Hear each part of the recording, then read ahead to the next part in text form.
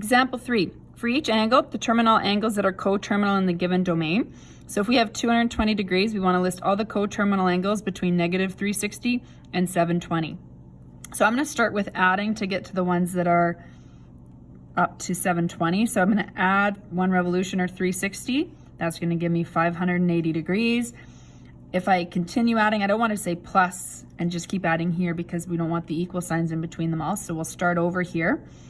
If I add this, 940 degrees is too large. So this one is out of interval. Now you don't have to write that one out, of course. Hopefully you recognize that if you have 580 and you add another 360 that you're going to be past 720 and you don't need to even do that. You just want to think about it. Okay, let's find the negative 360. So if I went 220 minus 360 degrees, I'm going to get negative 140 degrees. And if I wanted to see if there were more, I normally don't necessarily show this step, but let's say I did, you would realize that that is also out of the interval.